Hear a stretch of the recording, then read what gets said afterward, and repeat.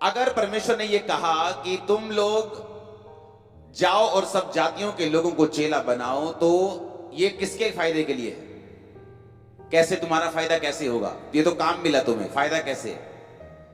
क्योंकि अगर परमेश्वर ये कह रहा है कि तुम सेवा करो, इसका मतलब वो तुम्हें याजक के रूप में देखता है। अगर वो तुम्हें याजक के रूप में देखता है तो वो ये भी देखता है कि मेरे याजकों के लिए पानी बेस्ट हो, दाख बेस्ट हो, घर बेस्ट हो, मैरिज बेस्ट हो, लाइफ बेस्ट हो। इसका मतलब वो फायदा परमेश्वर का हुआ कि तुम्हारा हुआ? इस दुनिया में ऐसा एक भी वचन नहीं है जो परमेश्वर ने अपने फायदे के लिए लिखा हो, या ऐसा अपने लिए कुछ कहा हो जो तुमको परमेश्वर ने कहा हो, चाहे वो तुम्हारी पवित्रता ही क्यों ना हो, चाहे वो तुम्हारा सेवा करना क्यों ना हो, चाहे वो तुम्हारा परमेश्वर के आगे पीछे घूमना, प्रार्थना करना, फास्टिंग करना क्यों ना हो। उसमें से एक भी वचन ऐसा नहीं है जो परमेश्वर ने अपने फायदे के लिए कहा हो कि मेरा फायदा हो जाएगा जब तुम ऐसा करोगे। तो बाइबल कहती परमेश्वर ने आपको अपनी सहभागिता के लिए बनाया। बाइबल कहती परमेश्वर ने आपको इसलिए बनाया कि आप परमेश्वर के साथ संगति कर सकें और उसका सारा फायदा आप ही को वापस मिल सके। आमीन।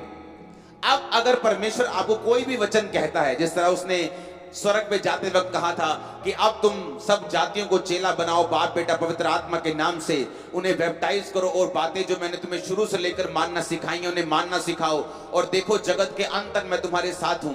इसका मतलब परमेश्वर ने तुम्हें इसलिए कहा था ताकि वो तुम्हें याजक पद दे सके, तुम उसकी सेवा कर सको, वो तुम्हें बेस्ट से बेस्ट दे सके, वो तुम्हें इजरायलियों की तरह सुरक्षित रख सके।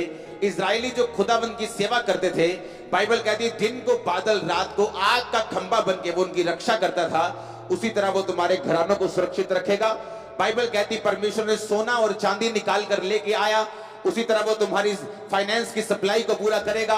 बाइबल कहती वो उनको सुबह और शाम मन्ना खिलाता रहा, उसी तरह वो तुम्हारी फूड की सप्लाई को पूरा करेगा।